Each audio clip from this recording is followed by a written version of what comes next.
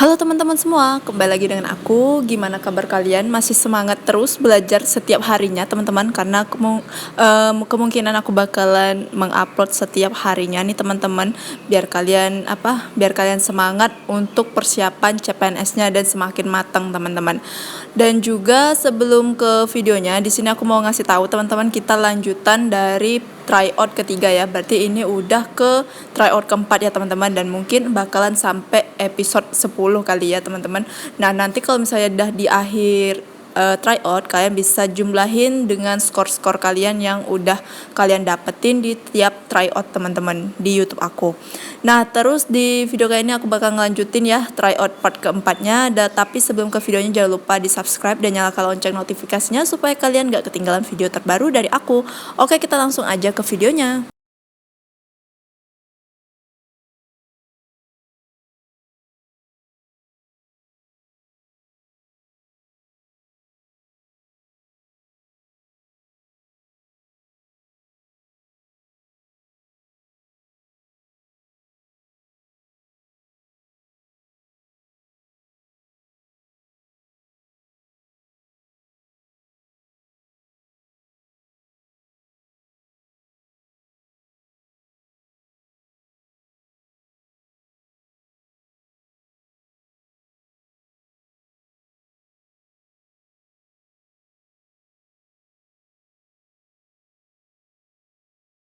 Oke teman-teman, sebelum kita mulai videonya, aku mau merekomendasikan website terbaru nih, yaitu Sobat CPNS, dan dia itu super lengkap teman-teman. Yaitu kenapa aku bilang super lengkap, karena lihat tryout mereka itu sangat banyak, dan ini tuh udah berjumlah 110 soal dalam pengerjaan 100 menit teman-teman.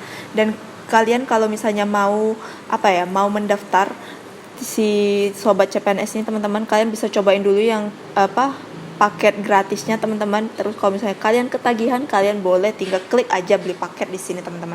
Nah, coba aku tunjukin satu soal buat kalian ya teman-teman.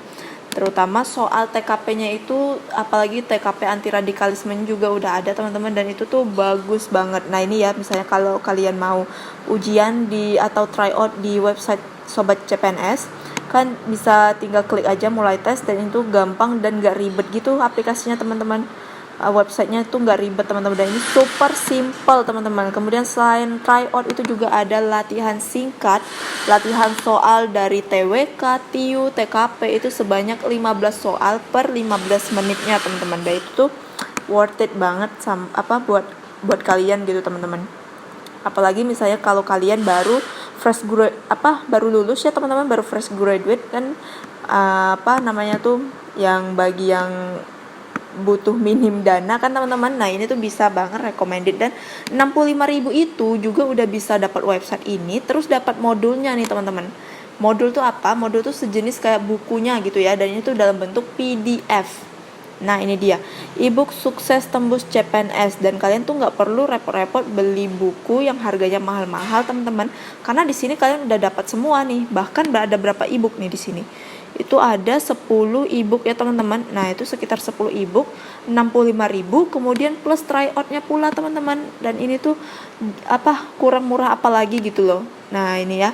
Kemudian juga mereka sering mengadakan tryout akbar teman-teman, dan hasil dari tryout kalian itu juga udah ada grafiknya teman-teman. Jadi kalian bisa lihat gimana naik turunnya nilai kalian. Nah, kalau kalian tertarik, kalian tinggal klik ini aja, beli paket. Kemudian kalau kalian sudah tergabung menjadi member premiumnya, bakalan ada tulisan kayak gini, pakai status berada di premium.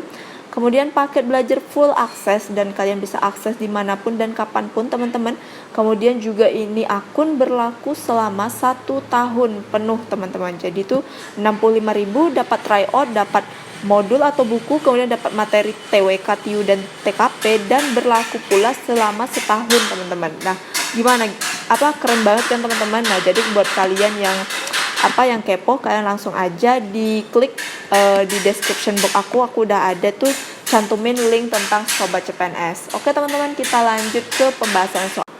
Oke teman-teman, kita masuk ke soal nomor 1. Coba kita lihat soal nomor 1. Pelaksanaan reformasi birokrasi pada seluruh instansi pemerintah diselenggarakan demi terciptanya pemerintahan yang baik dan berintegritas yang baik, kecuali. Oke, berarti yang ditanya kecuali ya, berarti ini yang salahnya. Nah, ini pelaksanaan reformasi birokrasi itu seluruh instansi diselenggarakan demi terciptanya pemerintahan yang baik dan berintegritas, teman-teman. Nah, coba kita lihat optionnya. A. Peningkatan kapasitas dan akuntabilitas organisasi pemerintahan. B. Pemerintah yang bersih dan bebas dari praktek KKN. Peningkatan pada sektor pelayanan publik bagi masyarakat sebagai penerima layanan. Kemudian yang D. Penataan manajemen sumber daya manusia. E. Jaminan kesejahteraan bagi masyarakat sebagai bagian dari pemerintahan. Oke, teman-teman. Ini sebenarnya bukan soal analisis ya, teman-teman. Kalau misalnya kalian hafal atau kalian tahu, ini tuh kalian udah tahu langsung jawabannya adalah yang D, teman-teman. Ini aku langsung ke jawabannya ya, yang D. Nah, yang D ini itu bukan merupakan salah satu pelaksanaan reformasi birokrasi di setiap instansi pemerintahan, teman-teman. Nah, jadi kalian boleh catat nih pelaksanaan apa aja sih tujuan pelaksanaan reformasi birokrasi di seluruh instansi pemerintah, yaitu ini, teman-teman. Peningkatan kapasitas dan akuntabilitas tiap organisasi. Kemudian yang ini pasti jelas ya, teman-teman, untuk menghindari atau bebas dari koruptor, kolusi, dan nepotisme. Kemudian yang ini juga masuk ke peningkatan sektor pelayanan publik nih, teman-teman. Nah, ini dia sebagai pelayanan publik ya kan. Ini benar ya. Kemudian yang E, jaminan kesejahteraan bagi masyarakat sebagai bagian dari pemerintahan nih, teman-teman. Nah, ini adalah keempat ini itu merupakan pelaksanaan reformasi birokrasi di seluruh instansi pemerintah, teman-teman. Nah, jadi yang kecualinya itu adalah yang D, karena ini dia tidak masuk ke dalam pelaksanaan tersebut. Oke, teman-teman, paham ya? Oke, kita lanjut lagi ke soal yang selanjutnya. Oke, teman-teman, kita lanjut lagi ke soal nomor 2. Coba kita baca bareng-bareng pertanyaannya. Nilai ini menunjukkan adanya pengakuan bahwa manusia, terutama penyelenggaraan negara, memiliki keterpaduan hubungan dengan sang penciptanya. Hal ini menunjukkan bahwa, di sini dalam praktik penyelenggaraan pemerintah tidak boleh meninggalkan prinsip keimanan dan ketakwaan terhadap Tuhan Yang Maha Esa ya, teman-teman. Nah, kira-kira ini tuh menunjukkan kalau Indonesia tuh apa sih, teman-teman? Nah, gitu ya. Nah, di sini ada kata kunci, yaitu nilai ini menunjukkan adanya pengakuan bahwa manusia, terutama penyelenggaraan negara. Nah, ini ada kata penyelenggaraan negara ya, memiliki keterpaduan hubungan nih, teman-teman, dengan sang pencipta. Kemudian di sini lagi dalam praktik penyelenggaraan pemerintah itu tidak boleh meninggalkan prinsip keimanan gitu kan. Nah, jadi kira-kira hal ini tuh menunjukkan bahwa apa nih, teman-teman? Yang A, negara Indonesia menjamin Pancasila sebagai dasar negara. B, negara Indonesia menjadikan Pancasila sebagai pandangan hidup. C, negara Indonesia menjadikan Pancasila sebagai ideologi negara. D, negara Indonesia menjadikan Pancasila sebagai falsafah bangsa. E, negara Indonesia menjadikan Pancasila sebagai identitas nasional bangsa, teman-teman. Oke, sebelum aku jawab apa yang paling tepatnya, sebelumnya aku udah pernah juga, teman-teman, bikin video tentang fungsi-fungsi Pancasila ya, teman-teman, yaitu Pancasila sebagai dasar negara, kemudian kepribadian bangsa, kemudian itu falsafah, identitas, dan sebagainya, teman-teman. Dan kalian bisa tonton ulang, ada di playlist TWK aku. Pokoknya kalian cek aja di situ, judulnya Fungsi Pancasila ya, teman-teman. Nah, terus di sini kira-kira jawabannya apa, teman-teman? Aku langsung aja ya ke jawabannya. Yang paling tepatnya itu adalah yang A. Negara Indonesia itu menjamin Pancasila sebagai dasar negara, teman-teman. Kenapa aku bilang sebagai dasar negara? Karena fungsi Pancasila sebagai dasar negara itu adalah ini, teman-teman, acuan untuk dalam melakukan penyelenggaraan negara, yang mana setiap norma-norma yang ada di Indonesia itu harus udah disesuaikan dengan yang ini, teman-teman, sesuai dengan dasar negara kita ya kan ada 5 sila, teman-teman, yaitu ketuhanan yang Maha Esa, dan ini tuh masuk ke sini, teman-teman. Nih, tidak boleh meninggalkan prinsip keimanan dan ketakwaan terhadap Tuhan Yang Maha Esa, dan ini tuh masuk ke dalam dasar negara, teman-teman, gitu ya.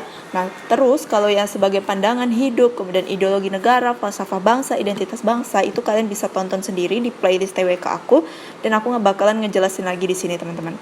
Oke, gitu ya. Kita lanjut lagi ke soal nomor 3. Oke teman-teman, ini dia soal nomor 3. Coba kita baca bareng-bareng nih. Coba ya kita baca dari sini. Negara A melakukan reklamasi pantai. Negara A membutuhkan banyak pasir pantai untuk meluluskan proyek reklamasi tersebut. Negara A membeli pasir dari warga B. Warga negara B menambang pasir di sebuah pulau yang menjadi batas negara A dan B. Jika dikaitkan dengan wilayah negara, kedaulatan negara B terancam karena, oke teman-teman, ini membahas tentang NKRI ya. Nah, negara A itu melakukan reklamasi. Nah, reklamasi itu seperti apa ya, pengeringan pantai kayak gitu teman-teman.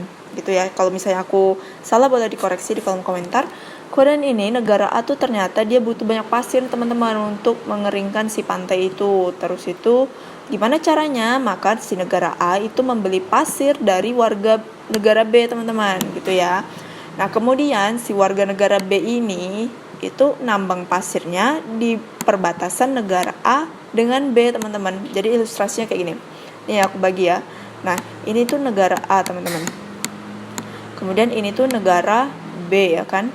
Nah, dan ini tuh perbatasannya teman-teman. Nah, ini tuh perbatasan wilayah antara negara A sama negara B teman-teman.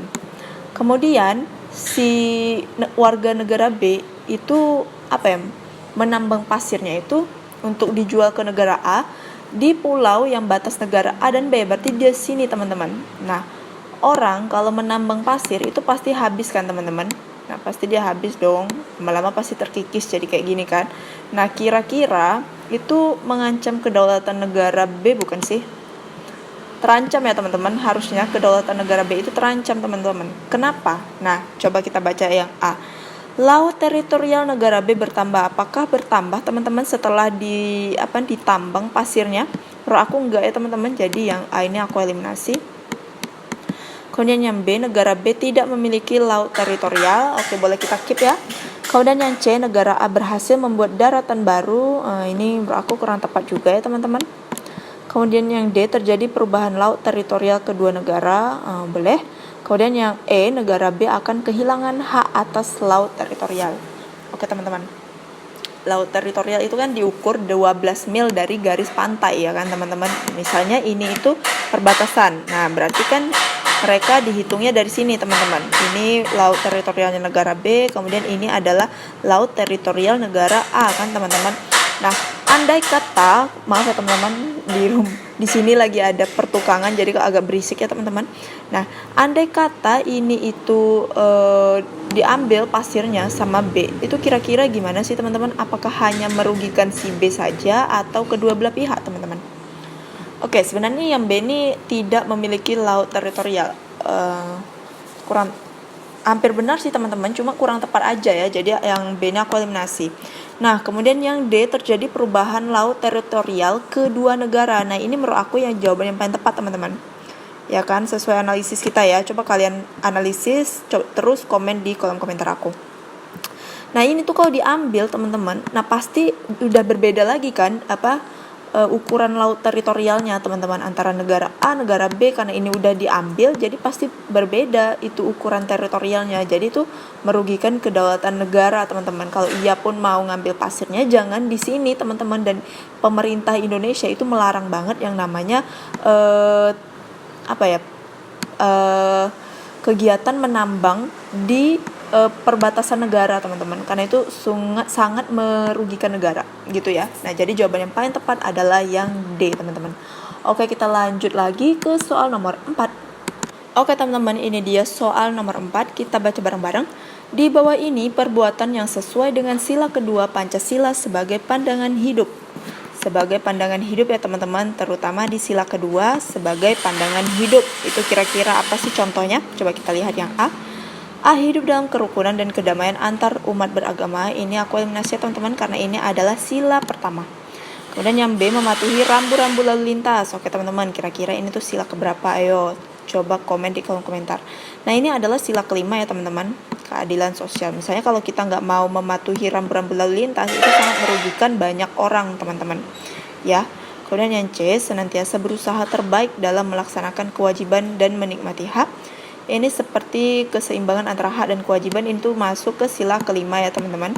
Nah, kemudian yang D, berperan aktif dalam kegiatan di tengah masyarakat. Ini juga masuk ke poin sila kelima. Kemudian yang E, senantiasa menjaga sopan santun dalam setiap kesempatan. Oke, ini jawabannya yang paling tepat teman-teman, yang E.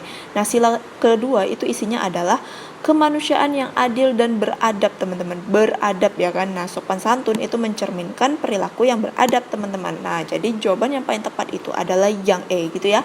Jadi kita next lanjut ke soal TWK yang terakhir. Oke teman-teman, kita masuk ke soal nomor 5. Coba kita baca bareng-bareng. Salah satu contoh kerjasama negara-negara ASEAN dalam bidang ekonomi sebagai upaya menguatkan sektor perekonomian negara Indonesia adalah dengan, oke teman-teman, ini adalah kerjasama, contohnya ya teman-teman, contoh kerjasamanya ya, antar negara ASEAN dalam bidang ekonomi ya. Nah, untuk apa? Untuk menguatkan sektor perekonomian Indonesia. Nah, itu kira-kira contoh kerjanya kayak gimana gitu ya. Coba kita lihat option A. A, meningkatkan kerjasama dalam pencegahan dan penyalahgunaan narkoba. Ini bukan tentang ekonomi ya teman-teman. Yang A aku eliminasi. Kemudian yang B, mengukuhkan pertumbuhan ekonomi dan mempererat hubungan negara Asia Pasifik. C, menyelenggarakan pembangunan proyek pabrik di Aceh. D, menjalin kerjasama bisnis antar negara Asia Eropa. Yang D menurut aku kurang tepat ya teman-teman. Kemudian yang E, kerjasama dalam penyelenggaraan berbagai kegiatan pasar global. Oke, di sini itu contoh kerja ya teman-teman. Contoh kerja, sekali lagi aku ulangin, contoh kerja yang menguatkan sektor perekonomian negara Indonesia teman-teman. Nah, kira-kira kerjasama ASEAN dengan Indonesia itu apa sih teman-teman? Kalau nggak salah aku ya teman-teman, itu ada kerjasama tentang pupuk urea teman-teman, dan itu proyeknya itu ada di Indonesia juga teman-teman, yaitu di Aceh nih. Jadi jawabannya adalah yang C teman-teman ya kan. Dan ini tuh sangat menguntungkan banget bagi Indonesia ya teman-teman, yaitu menyelenggarakan pembangunan proyek pabrik di Aceh. Nah, pabriknya itu pabrik apa? Pabrik pupuk urea teman-teman. Kalian bisa search di Google, itu pasti ada teman-teman tentang pupuk. Oke gitu ya teman-teman. Nah, jadi jawaban nomor 5 itu adalah yang C. Kalau misalnya kalian kurang setuju, boleh komen di kolom komentar, kita diskusi bareng. Oke, kita lanjut lagi ke soal nomor 6. Oke teman-teman, kita masuk ke soal nomor 6. Kita baca bareng-bareng. Bila A sama dengan 25%, B sama dengan 15%, C sama dengan 40%, dan D sisanya. Bila X sama dengan A per B dan Y sama dengan C per D, maka oke teman-teman, ini adalah mencari hubungan X dan Y. Dan itu sering banget ya keluar di soal CPNS. Tapi BTW teman-teman, aku tuh paling suka banget kalau soalnya itu tentang kayak gini semua. Aku bahkan berharap soal TIU itu 65 soalnya itu tentang ini semua teman-teman.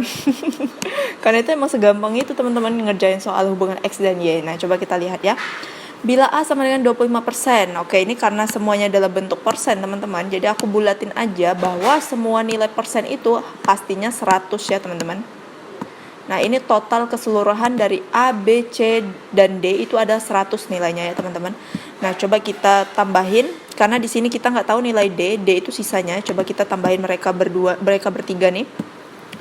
25, kemudian kita tambahkan dengan 15, kemudian kita tambahkan dengan 40 teman-teman. Berapa tuh? 40 ya. Nah, itu adalah 10.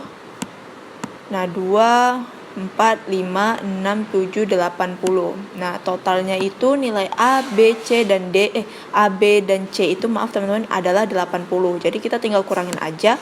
80, 100 kurang 80, kita kurangi. Kenapa kita kurangi? Karena kita mau mencari nilai D yang sisanya ini teman-teman. Nah, 100 kurang 80 adalah 20, gitu ya teman-teman. Nah, berarti nilai D-nya itu adalah 20%. Nah, gitu ya teman-teman. Nah, ini bentar aku hapus dulu supaya kalian gak bingung nantinya. Oke, kemudian kita lanjutin. Maka nilai X sama dengan A per B. Oke, kita cari dulu nilai X-nya.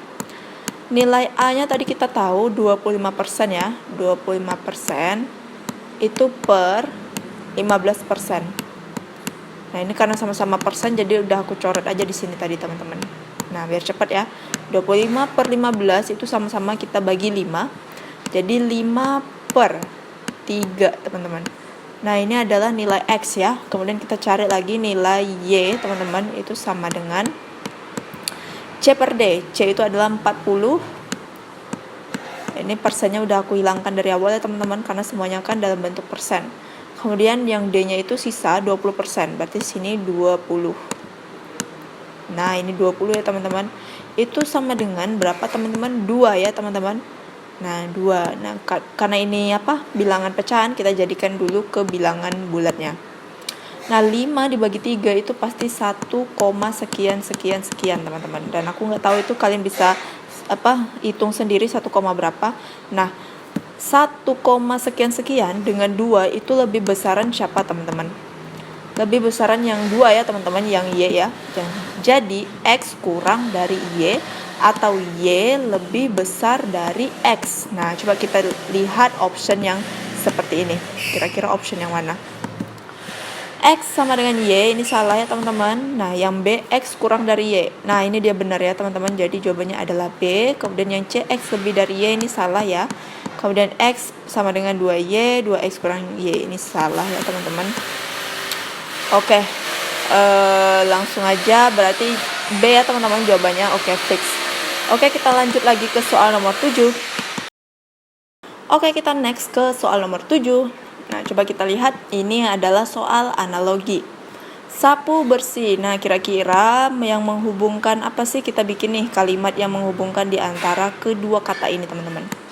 Nah, coba ya, kalau misalnya aku tulis disapu, aku tambahin kata di sini, disapu menjadi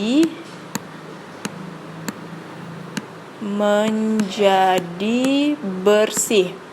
Nah, nyambung ya teman-teman, disapu menjadi bersih. Bener kan? Nah, coba kita lihat, kita hubungkan dengan yang A. Lap menjadi kain. Nah, ini juga salah teman-teman. B, dinding menjadi rumah. Ini salah. Jendela menjadi pintu. Dipupuk menjadi subur. Oke? Diterang menjadi lampu. Nah, itu nggak nyambung. Jadi satu-satunya jawaban yang nyambung adalah D, teman-teman. Gitu ya. Pokoknya kalau soal analogi, kalian tuh harus berlatih teman-teman supaya bisa mencari nih kata yang tepat untuk menghubungkan kedua ini. Oke, kita lanjut ke soal yang selanjutnya. Oke teman-teman, kita lanjut lagi ke soal nomor 8 nih. Semua radio memakai baterai, sebagian radio tidak memakai antena panjang, maka kesimpulan yang tepat. Oke, biasanya aku kalau menjawab soal silogisme kayak gini teman-teman, aku tuh selalu menggambarkan sebuah ilustrasi teman-teman. Kenapa aku menggambarkan sebuah ilustrasi? Karena kadang aku tuh suka bingung juga sama kesimpulannya teman-teman. Jadi supaya aku nggak salah, jadi aku bikin ilustrasi seperti ini. Nah, semua radio memakai baterai. Jadi ini kita anggap radio ya teman-teman. Aku bakalan bikin bulat-bulatnya. Ini anggaplah sebuah radio. Nah, semua radio itu memakai baterai. Nah, berarti aku tulis di sini, aku simbolkan dengan baterai dengan B ya teman-teman. Ini artinya semua menggunakan baterai. Nah, ini semua radio menggunakan baterai ya teman-teman. Itu. Kemudian sebagian radio tidak memakai antena panjang. Berarti ada sebagian yang memakai antena panjang kan teman-teman. Nah, antena panjang aku simbolkan dengan A ya teman-teman. Nah, kan hanya sebagian, jadi hanya sebagian saja yang kita tulis teman-teman. Kesimpulan yang tepat nih. Nah, coba kita lihat yang A. Ada radio yang tidak memakai baterai. Nah, ini salah ya teman-teman, karena semuanya itu memakai baterai. Jadi yang A aku eliminasi. Kemudian yang B, ada radio yang tidak memakai antena panjang, tidak memakai baterai. Ini juga salah, kurang tepat ya. Kemudian yang C, ada radio yang memakai antena panjang, tidak memakai baterai. Ini juga salah, karena semua radio itu menggunakan baterai teman-teman. Kemudian yang D, ada radio yang tidak memakai baterai. Ini juga jelas salah. Terus yang E, ada radio yang tidak memakai antena panjang, memakai baterai. Nah, ini jawaban yang paling tepatnya ini teman-teman. Yang paling valid adalah yang E, karena sesuai ya dengan ini, dengan ilustrasinya. Yaitu ada radio yang tidak memakai antena panjang. Nah, ini kan nggak punya antena panjang tuh, tapi dia memakai baterai teman-teman. Nah, ini loh sesuai dengan pernyataannya, dengan ilustrasi yang kita buat teman-teman. Nah, jadi jawabannya adalah yang E gitu ya teman-teman. Oke, kita lanjut lagi ke soal nomor 9. Teman-teman, kita lanjutin lagi ke soal yang nomor 9 nih. Teman-teman, maaf ya kalau misalnya videonya tuh rada berisik ya teman-teman, karena di tempat aku tag video ini lagi ada proyek pengerjaan rumah gitu teman-teman. Nah, semoga kalian tetap semangat ya, dan kalian semangat kalian gak surut gara-gara suara-suara yang bising ya. Oke, kita langsung aja ke soalnya. Dalam sebuah penelitian yang dilakukan pada sekelompok orang, diketahui 20 orang suka minum kopi, 25 orang suka minum jus, dan 12 orang itu suka kopi dan jus, berarti kedua-duanya ya. Tentukan selisih banyak orang yang suka minum susu aja dan kopi saja jika dalam kelompok tersebut terdapat 35 orang. Oke.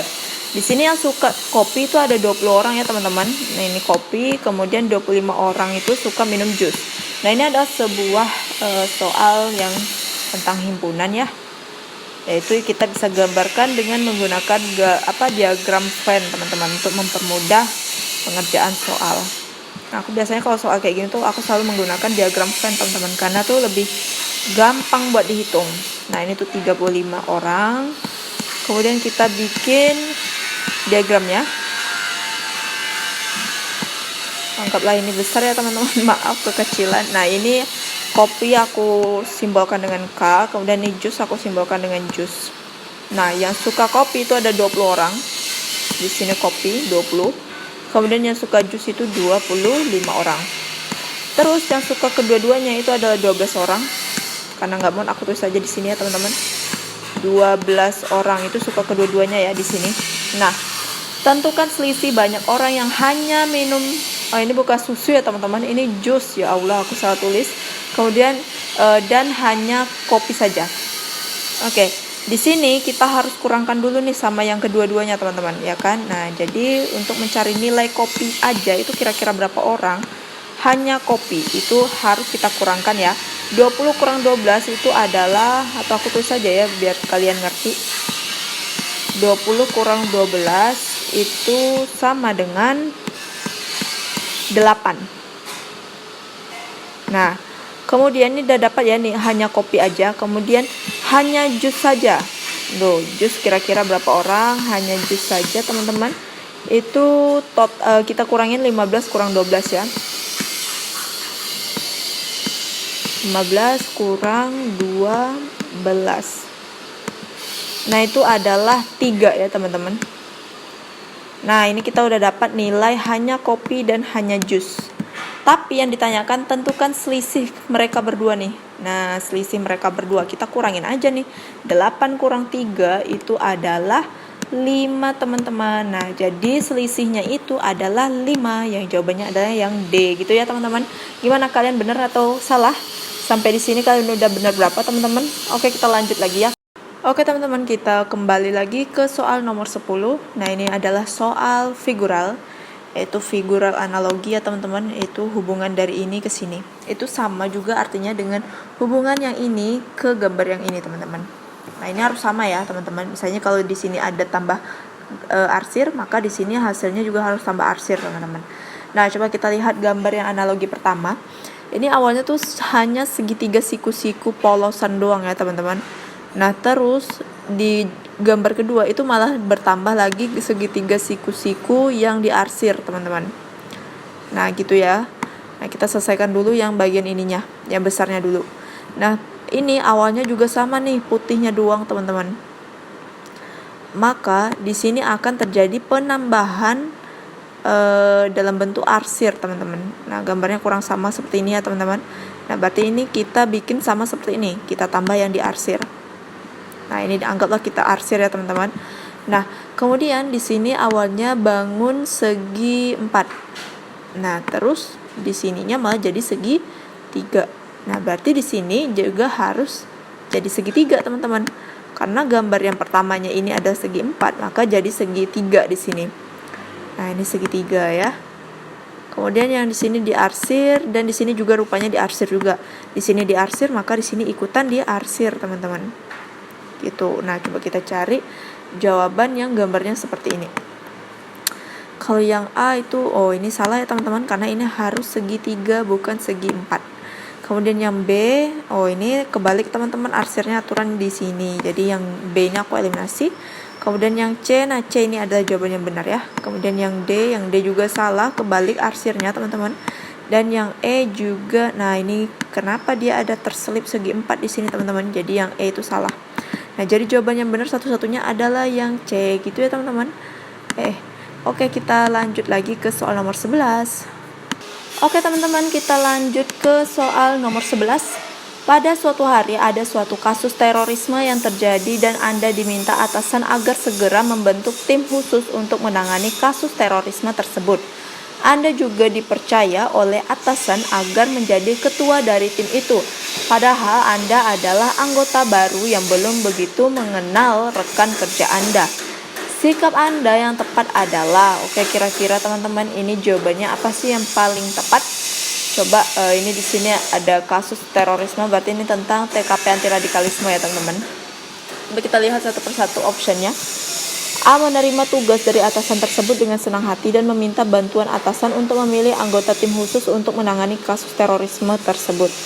Kalau menurut aku ini kurang tepat ya teman-teman, karena dia meminta bantuan atasan untuk memilih anggota tim. Jadi seolah-olah kayak dia nggak bisa nyelesain sendiri ya. Jadi yang A itu aku eliminasi.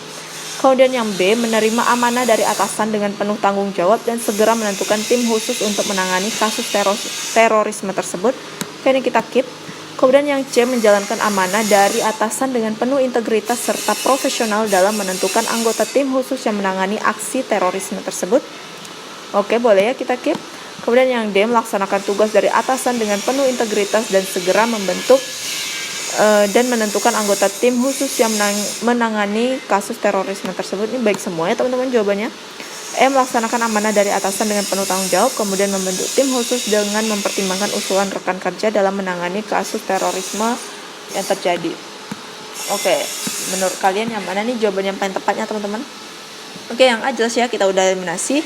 Terus semuanya terlihat baik teman-teman, tapi kita sebagai karyawan maupun karyawan, pemimpin ASN, apapun itu teman-teman pekerjaan kita, itu kita harus menjunjung tinggi yang namanya sikap apa teman-teman? Integritas ya, dan profesional teman-teman. Nah, sikap integritas itu kan apa yang ada di hati kita, tindakan kita, ucapan kita itu selaras teman-teman ya kan.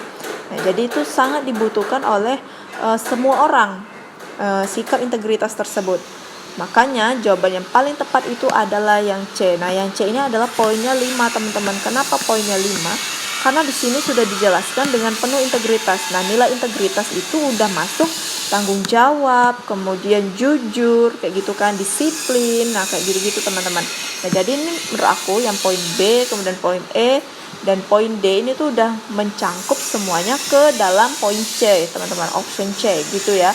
Makanya menurut aku poin 5-nya itu adalah yang C. Kalau misalnya kalian kurang setuju boleh komen di kolom komentar dan jangan lupa disertakan alasannya ya. Oke, kalau misalnya untuk poin 4, poin 4-nya itu menurut aku adalah yang D ya.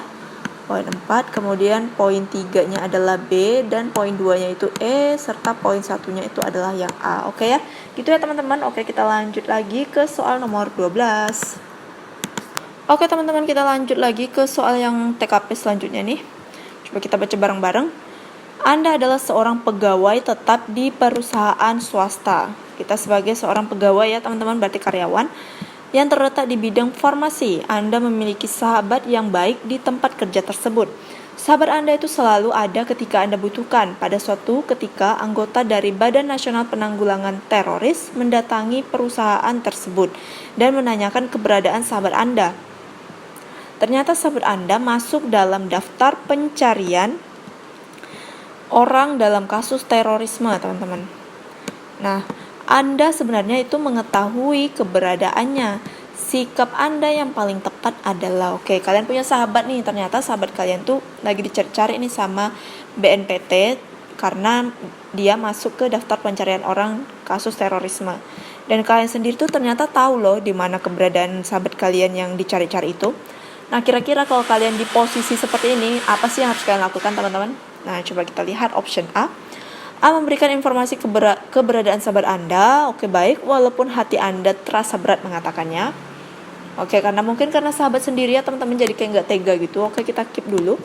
Kemudian yang B, memberikan informasi kepada sahabat Anda. Memberikan informasi keberadaan sahabat Anda agar sahabat Anda menyadari bahwa perilakunya salah. Oke, benar. Kemudian yang C, tidak memberikan informasi. Ini kurang tepat ya teman-teman, karena kalau nggak salah aku tuh ada yang namanya di peraturan, kalau misalnya kita mendapati yang namanya tindakan radikalisme, itu harus segera kita laporkan teman-teman, karena mengancam kehidupan negara teman-teman. Jadi ini yang C aku eliminasi, dan ini pasti jelas kemungkinan poinnya 1. Kemudian yang D, tidak memberikan info keberadaan sahabat Anda karena ingin menyadarkan sahabat Anda sendiri. Oke, ini aku eliminasi ya teman-teman, karena dia tidak mau memberikan info teman-teman. Ini kemungkinan poinnya itu 2. Kemudian yang E, memberikan informasi keberadaan sahabat Anda dengan terpaksa. Oke, dengan terpaksa ya teman-teman, dengan terpaksa. Berarti antara ya mau tidak mau lah gitu teman-teman. Nah, tersisa 3 option nih. Kira-kira jawaban yang poinnya tinggi itu ada di option mana sih teman-teman? Oke, menurut aku poin tingginya itu adalah di option B ya teman-teman. Memberikan informasi keberadaan sahabat Anda supaya dia itu sadar kalau tindakan dia itu salah, yaitu teroris. Teroris itu sungguh mengancam kehidupan bangsa teman-teman. Ini bisa menyebabkan disintegrasi loh teman-teman, alias perpecahan NKRI. Nah itu tuh nggak boleh dibiarin tahu, terorisme kayak gini. Makanya kita sebagai yang tahu nih keberadaan sahabat kita harus ngasih tahu supaya bisa diamankan lah kayak gitu teman-teman. Jadi yang B itu jawaban poin 5-nya ya. Terus poin 4-nya yang mana? Poin 4-nya itu ada di A. Ya kan? Terasa berat mengatakannya. Nah, ini menurut aku terasa berat mengatakannya itu lebih baik sih daripada terpaksa gitu teman-teman. Itu ya. Jadi yang E itu adalah 3. Nah, ini poinnya ya teman-teman. Oke, kita lanjut lagi ke soal nomor 13. Oke teman-teman, kita lanjut ke soal nomor 13. Nah, ini dia. Anda bekerja di sebuah perusahaan dan merupakan staf dari divisi pengembangan produk. Perusahaan menginginkan agar divisi Anda menciptakan produk baru untuk perusahaan. Kemudian Anda dan rekan Anda ditantang oleh atasan untuk menciptakan sebuah produk baru yang kreatif dan inovatif. Kemudian diminta mempresentasikannya di depan para petinggi perusahaan yang akan menilai gagasan produk yang Anda tawarkan. Ide dari produk yang Anda presentasikan akan mendapatkan tanggapan, kritik, komentar, bahkan penolakan. Akan tetapi ada reward khusus bagi karyawan dengan gagasan terbaik. Oke, sikap kalian gimana nih teman-teman? Nah, oke, coba kita lihat satu persatu optionnya. A, berusaha menciptakan produk yang kreatif dan inovatif sesuai keinginan atasan dan perusahaan. Oke, boleh ya kita keep. Kemudian yang B, menciptakan produk kreatif dan inovatif dalam menyampaikannya dengan jelas di depan tim menilai. Ini baik juga. Kemudian yang C, membuat produk kreatif dan inovatif, membentuk pemahaman dan mempresentasikannya dengan baik di depan tim penilai. Oke, ini baik juga. Kemudian yang D, membuat produk kreatif dan inovatif dan memahami produk secara lebih baik. Oke, kemudian yang E, membuat produk kreatif dan inovatif dan meminta saran dari atasan setelah Anda mempresentasikannya. Oke, ini tuh semua baik ya teman-teman. Kelihatannya kayak nggak ada yang perlu kita eliminasi karena ini memang baik. Tapi soal TKP adalah kita mencari jawaban yang paling baik dari yang baik teman-teman. Nah, ini yang bisa kita eliminasi dulu itu adalah yang E. Ini yang E kita singkirkan dulu ya teman-teman. Karena apa? Karena dia ada kalimat meminta saran dari atasan setelah mempresentasikannya. Nah, sebaiknya itu setelah kita mempresentasikan, udah kita nggak perlu, bukan nggak perlu ya teman-teman, maksud itu meminta saran itu baik ya teman-teman. Cuma kan kita tunggu aja lah hasilnya kayak gitu teman-teman. Intinya kayak gitu. Nah, jadi yang E menurut aku kurang tepat. Kemudian mana lagi yang bisa kita eliminasi teman-teman? Mungkin yang mana nih teman-teman? Udah ya, kayaknya cuma E aja yang bisa kita eliminasi. Nah, kayak gini aku tuh bakalan langsung aja deh ke jawaban yang poin 5-nya. Itu adalah menurut aku yang paling tepat itu adalah yang C teman-teman. Kenapa yang C? Karena menurut aku yang C itu lebih lengkap teman-teman, dan semuanya itu udah masuk ke dalam option C teman-teman, yaitu membuat produk kreatif dan inovatif. Semuanya punya ya, kreatif dan inovatif. Kemudian membentuk pemahaman dan mempresentasikan dengan baik di depan tim penilai. Oke, selain kita membuat produk yang kreatif dan inovatif, kita juga membentuk nih pemahaman dan mempresentasikan dengan baik di depan tim penilai. Nah, coba kita bandingkan dengan yang B, menciptakan produk kreatif dan inovatif dan menyampaikan. Nah, ini dia tidak ada usaha untuk membentuk pemahaman nih. Maksudnya membentuk pemahaman tuh supaya orang lain tuh tahu loh, ini produk apaan sih, fungsinya apa, kegunaannya apa, terus tuh batas limitnya itu apa, kayak gitu-gitu, kelemahan dan keunggulannya kayak gitu teman-teman. Jadi yang B ini menurut aku kurang tepat ya. Dan yang A, berusaha menciptakan produk yang kreatif dan inovatif sesuai keinginan atasan dan perusahaan. Ini juga menurut aku baik sih sebenarnya, kita kan menciptakan produk yang sesuai dengan atasan dan perusahaan kan teman-teman. Tapi kembali lagi ke soal TKP, kita mencari jawaban yang paling tepat dari yang tepat teman-teman. Jadi yang E ini aku kurang setuju, yang A. Dan yang D, membuat produk kreatif dan inovatif dan memahami produk secara lebih baik. Ini kurang lebih sama ya tadi dengan yang ini, cuma dia tidak ada tulisan mempresentasikan teman-teman. Nah itu ya. Nah, jadi menurut aku poin 1 itu jelas yang E tadi. Kemudian poin yang D itu poinnya 3. Kemudian yang C poinnya 5. Kemudian yang B poinnya 4. Dan yang A itu poinnya 2. Gitu ya teman-teman. Oke, kita next ke soal yang selanjutnya. Oke, ini dia soal nomor 14. Di lingkungan Anda sedang terjadi perbincangan hangat mengenai seorang tetangga yang diduga suka meneror. Kembali lagi ke soal TKP anti radikalisme. Orang lain sebagai bentuk kekecewaan kepada pemerintah terkait korupsi dana bansos COVID-19. Oke, sikap Anda menanggapi hal ini. Nah, sikap kita yang menanggapi hal ini teman-teman, ini masih ada kata diduga ya teman-teman. Kalau diduga itu berarti belum terbukti kebenarannya. Nah, jadi kita harus gimana sih? Yang A, diam saja karena tetangga saya tidak meminta bantuan saya. Ini jelas eliminasi. Kemudian yang B, saya langsung membenarkan karena ini masih diduga teman-teman, belum tentu benar. Dan kalau kalian langsung benar aja berarti kalian kemakan berita hoax kayak gitu. Kemudian yang C, tidak langsung percaya karena berita itu belum terbukti, boleh. Kemudian yang D, tidak peduli karena itu bukan urusan saya. Ya bolehlah juga teman-teman karena masih hoax kan. Kemudian yang E, biasa saja karena belum terbukti kebenarannya. Oke.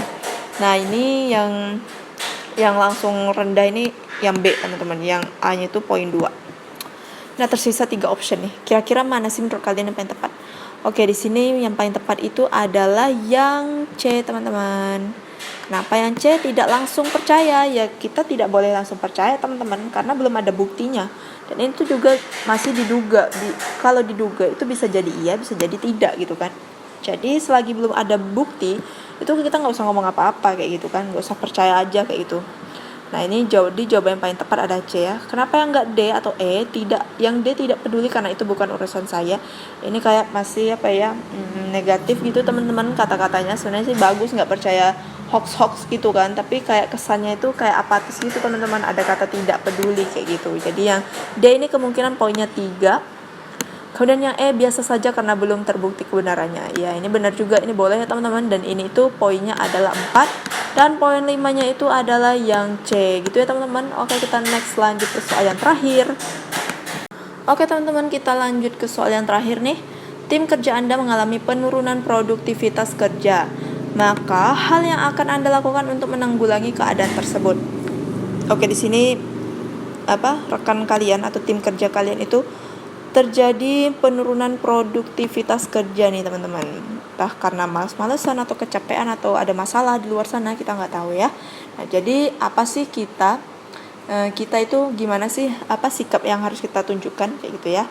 Nah, yang A, segera merombak tim kerja sebagai bentuk evaluasi performance kinerja.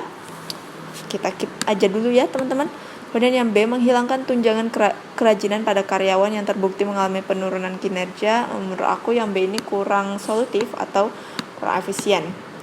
Kemudian yang C, memperhatikan kondisi fisik dan psikologi karyawan. Oke, ini bolehlah. Kemudian yang D, menganggap penurunan produktivitas sebagai hal yang lumrah. Oke, boleh kita keep aja. Kemudian yang E, memecat karyawan. Nah ini main pecat aja nih, nggak boleh teman-teman. Seenaknya kalian aja main mecat teman-teman. Bercanda ya teman-teman. Oke, kita lanjut aja langsung ke jawabannya.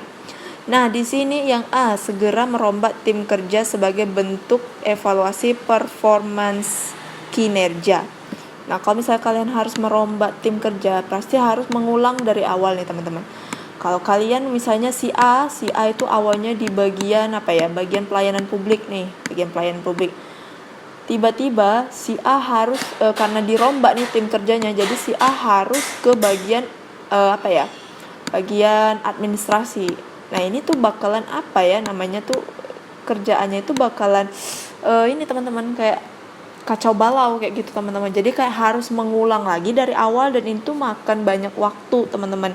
Jadi yang A itu aku eliminasi ya. Oke, kita lanjut lagi ke yang C, memperhatikan kondisi fisik dan psikologi karyawan. Nah, oke, ini boleh, kita kan nggak tahu nih setiap pribadi orang tuh mungkin ada masalah atau ada apa kayak gitu kan, sehingga menyebabkan terjadinya penurunan produktivitas teman-teman. Nah, jadi yang D, menganggap penurunan produktivitas sebagai hal yang lumrah. Ya boleh sih, cuman kalau misalnya kita selalu menganggap itu hal yang lumrah tapi nggak ada solusinya, gimana mau selesai kayak gitu teman-teman masalahnya. Jadi itu ya, poin tingginya itu ada di C, yaitu poin 5. Kemudian poin 2-nya itu poin 4-nya itu adalah di A. Kemudian poin 3-nya itu ada di D.